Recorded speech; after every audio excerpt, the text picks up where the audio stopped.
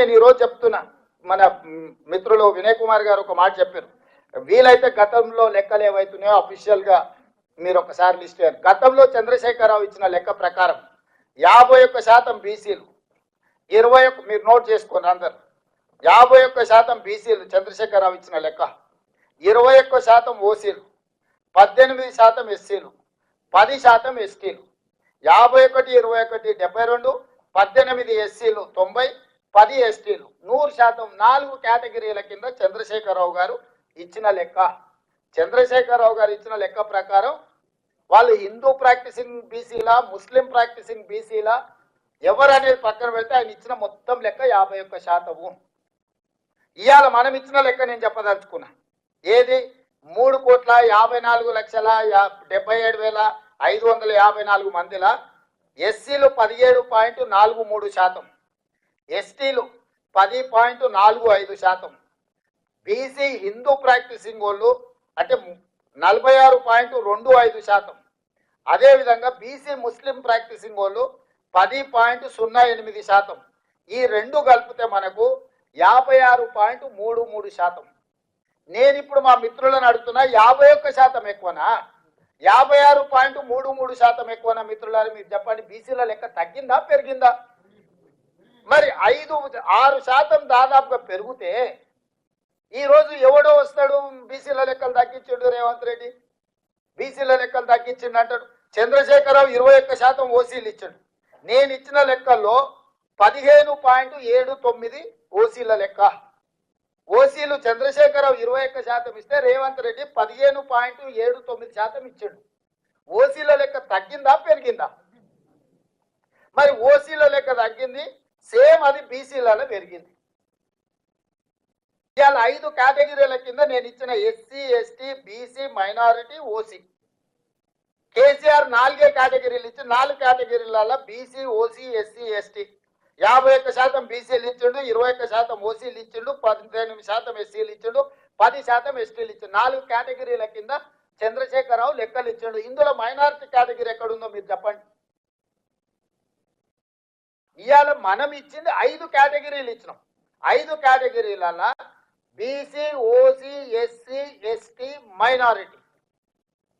మైనారిటీస్లలో ముస్లిం హిందూ ప్రాక్టీసింగ్ వాళ్ళు ఉన్నారు, ముస్లిం ప్రాక్టీసింగ్ వాళ్ళు ఉన్నారు, ముస్లింలలో బీసీ ప్రాక్టీసింగ్ వాళ్ళు కూడా ఉన్నారు. ఇవాళ తుర్క చాకలి అని ఉన్నారు, తుర్క మంగలి అని ఉన్నారు, దూదేకుల అని ఉన్నారు. వీళ్ళందరూ ఏంటి, ముస్లింలలో కూడా కటింగ్ చేసేటోళ్ళు ఉన్నారు, ముస్లింలలో కూడా బట్టలు ఉతికేటోళ్ళు ఉన్నారు, ముస్లింలలో కూడా దూదేకుల వాళ్ళు ఉన్నారు. నరేంద్ర మోడీ గారు, ఇది ఒక్కసారి నరేంద్ర మోడీ గారు గతంలో ఆయన చెప్పింది చూపిస్తా. గుజరాత్ నేను ముఖ్యమంత్రి ఉన్నప్పుడు 70 ముస్లిం కులాలను నేను బీసీలలో చేర్చిన, బీసీలకు కూడా ఇచ్చిన, నేను ప్రచారం చేసుకోలేదని 2022లో నరేంద్ర మోడీ గారు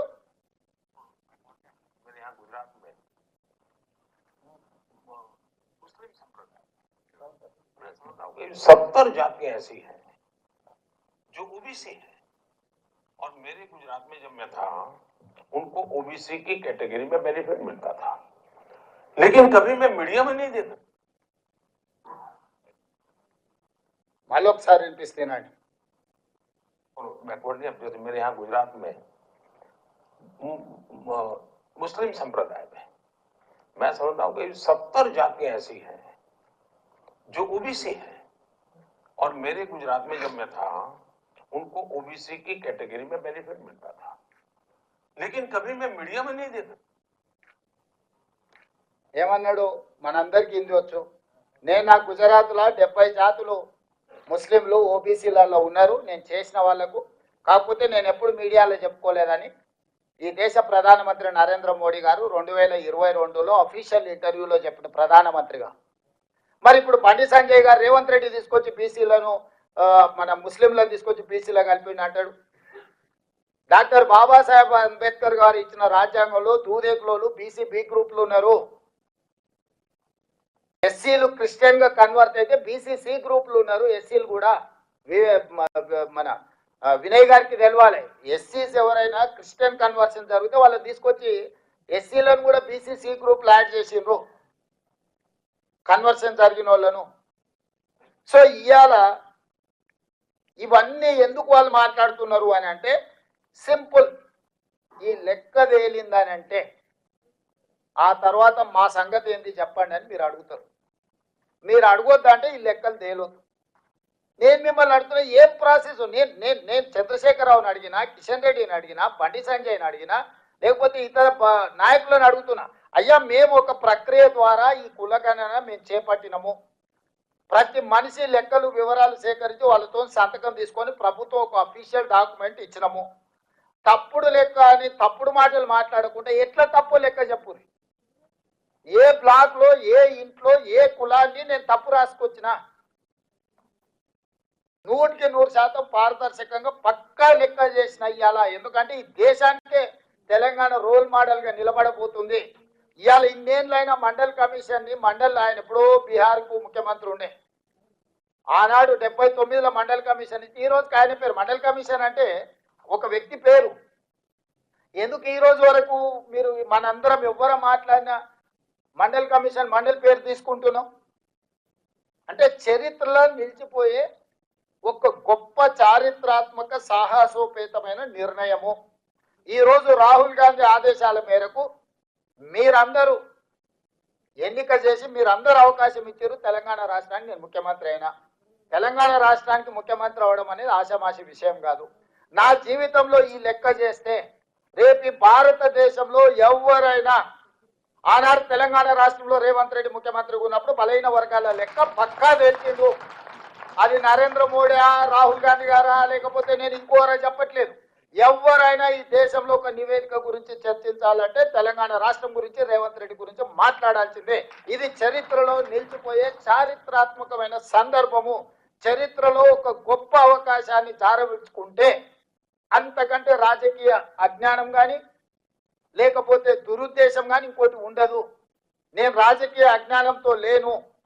నేను నాయకుడు ఇచ్చిన ఆదేశాలను అమలు చేసే ఒక కార్యకర్త, క్రమశిక్షణ కలిగిన కార్యకర్తగా నా నాయకుడు ఇచ్చిన ఆదేశాలను నా నాయకుడు తెలంగాణ ప్రజలకు ఒక మాట ఇచ్చిండు. మా ప్రభుత్వం తీసుకురండి, మీరు మీ లెక్క కట్టి పక్కాగా మీకు అప్పచెప్తామని మా నాయకుడు చెప్పిండు. సంవత్సరం తిరిగే లోపల ఆ మాట నిలబెట్టాలని ఈరోజు ఇంత గొప్ప కార్యక్రమాన్ని నేను తీసుకొని ముందరికి వచ్చిన. నాకు తెలుసు నాకు ఎన్నొత్తుళ్ళు ఉన్నాయి. మీకు కనిపించకపోవచ్చు, కనిపించకుండా నా మీద జరుగుతున్న ఒత్తిడి ఇది ఎట్లో గట్ల వాయిదా పెట్టు అని, లేకపోతే ఈ లెక్కలు బయట పెడితే రాబోయే రాజకీయ పరమైన ఇబ్బందులు, వీటన్నిటిని ఎంతో మంది వచ్చి నాకు చెప్పినా కూడా నేను ఒకటే మాట చెప్పినాయా, ఇది చరిత్రలో నిలిచిపోయే ఒక గొప్ప అవకాశము. ప్లస్ మా నాయకుడు రాహుల్ గాంధీ గారు ఈ దేశానికి రాష్ట్రానికి ఇచ్చిన మాట, నాయకుడు ఆదేశాలను పాటించడమే నా ధర్మము. ఈ వేదిక మీద ఇంతమంది సీనియర్ నాయకులు ఉన్నారు, నాకంటే చాలా మంది. హనుమంత్ అన్న మేము పుట్టినప్పటి నుంచే రాజకీయాలలో ఉన్నాడు. చాలా మంది ఇప్పుడు జానారెడ్డి గారు లాంటి వాళ్ళు 40-50 ఏళ్ళ నుంచి ఉన్నారు. వీళ్ళందరికీ రాని అవకాశం నేను ముఖ్యమంత్రి అయినా. వీళ్ళందరికీ రాని అవకాశం నాకు ముఖ్యమంత్రి అయ్యే అవకాశం చిన్న వయసులో వచ్చింది. ఎందుకు వచ్చింది? ఆనాడు ఆ నాయకుడితోనైనా నాయకుడు ఏం కోరుకుంటాడో, నాయకుడు ఏం ఆదిస్తాడో 100% నాయకుడి ఆదేశాల మేరకు, పార్టీ నిర్ణయం మేరకు పనిచేసిన కాబట్టి నాకు అవకాశాలు వచ్చినాయి. ఈనాడు కూడా కాంగ్రెస్ పార్టీ మన నాయకుడు రాహుల్ గాంధీ గారు 100% ఇది అద్భుతంగా చెయ్యాలని వారు కోరుకుంటున్నారు. రాహుల్ గాంధీ దేశం ప్రజల ముందు ఈ విషయంలో ఒక మాట ఇచ్చిండు. పార్టీ కోరుకుంటుంది, నాయకుడు ఆదేశించిండు, దాన్ని తూచా తప్పకుండా 100% అమలు చేయాలన్నదే నా ఆలోచన. కాబట్టి ఈరోజు దీన్ని పారదర్శకంగా పక్కాగా చేస్తున్నా. ఎవరికైనా ఏమైనా శశపిశలు, అపోహలు, అనుమానాలు ఉంటే పక్కన పెట్టండి. ఈ రోజు మనం చేసిన లెక్క 100% పక్క. ఎవడు ఏం చెప్పినా నమ్మకండి మిత్రులారా. ఇవాళ మీరు ఈ లెక్కను తప్పు వాటిరంటే ఇక దేశంలో లెక్కనే లేదు, పోల్చడానికి లెక్క లేదు, భవిష్యత్తులో ఎవరు చేయరు. ఇక ఏ రకంగా మేము ఇంతమంది ఉన్నామని మీరు కొట్లాడతారు నాకు చెప్పండి. ఇవాళ ఈ అవకాశాన్ని మీరు వదులుకుంటే ఇక మళ్ళీ అవకాశం వస్తుందని నేను చేయడానికి వేరే ప్రక్రియ లేదు. నేను చేయగలిగిన, ఈ ప్రభుత్వం చేయగలిగిన ప్రతి అంశాన్ని పరిగణలోకి తీసుకొని మన దగ్గర జిల్లాలు తిరిగినాం. డెడికేటెడ్ కమిషన్ భూషణ్ వెంకటేశ్వరరావు గారిని వేసిన ఒక BC IAS, BC commission G Niranjan గారిని కాంగ్రెస్ పార్టీ క్రమశిక్షణ కలిగిన నాయకుని బీసీ కమిషన్ చైర్మన్ చేసినాం. వాళ్ళందరి సలహాలు తీసుకొని డెడికేటెడ్ బీసీ కమిషన్ వేసి వెంకటేశ్వరరావు గారు వాళ్ళ ఫాదర్ కూడా గొప్ప బీసీ నాయకుడు, అట్లాంటి వాళ్ళని పెట్టి ఈరోజు ఈ ప్రక్రియ అంతా చేసినాం.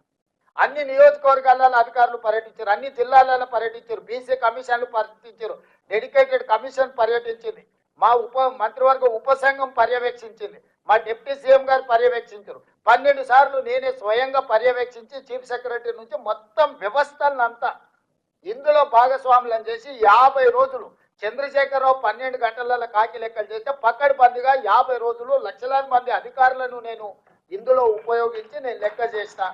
ఈ లెక్కను కూడా మీ ఇవాళ తప్పని వాళ్ళు తప్పుడు ఆరోపణలు చేస్తే మన వాళ్ళు మౌనంగా ఉంటే శాశ్వతంగా నష్టపోతారు. ఇంకే రాష్ట్రం కూడా ముందుకు రాదు. ఇవాళ ఈ రాష్ట్రంలో లెక్క పక్కా తెలిస్తే మిగతా రాష్ట్రాలలో మిగతా ముఖ్యమంత్రులందరికీ కూడా విధి లేని పరిస్థితి వస్తుంది. మోడీ గారు కూడా చెయ్యక తప్పని పరిస్థితి కల్పించాలి. అందుకే రాహుల్ గాంధీ గారు మన పార్లమెంట్లో లోక్సభలో బడ్జెట్ సమావేశాల సందర్భంగా మాట్లాడిండు, ఆ తర్వాత బీహార్లో మాట్లాడిండు. దేశం మొత్తం ఈ తెలంగాణలో మోడల్ని రాహుల్ గాంధీ గారు తీసుకొని దేశం మొత్తం నలుమూలలు పర్యటించి డిమాండ్ చేయాలని రాహుల్ గాంధీ గారి కార్యాచరణ తీసుకుంటుంది. కాబట్టి ఈ కార్యాచరణతో రాహుల్ గాంధీ గారు ముందుకెళ్తే నరేంద్ర మోడీ గారికి రాజకీయంగా తీవ్రమైన విమర్శను, రాజకీయంగా తీవ్రమైన వ్యతిరేకతను ఎదుర్కోవాల్సిన పరిస్థితి. ఎందుకంటే 12 ఏళ్ళు ప్రధానమంత్రి కూడా ఆయన చేయలేదు. రాహుల్ గాంధీ డిమాండ్ చేస్తున్నాడు, రాహుల్ గాంధీ తెలంగాణలో చేయించిందంటే రేపు దేశంలో ప్రధానమంత్రి 100% రాహుల్ గాంధీ గారు ఇది చేస్తారని ప్రజలకు ఒక్కసారి బలహీన వర్గాలకు నమ్మకం కలిగిందంటే రాహుల్ గాంధీ దేశానికి ప్రధానమంత్రి అవుతాడు. రాహుల్ గాంధీ ప్రధానమంత్రి అయితే మొట్టమొదట నష్టపోయేది నరేంద్ర మోడీ. నరేంద్ర మోడీ గారి పదవి పోతే బండి సంజయ్ది, కిషన్ రెడ్డి ఉద్యోగం ఆటోమేటిక్గా ఊడిపోద్ది.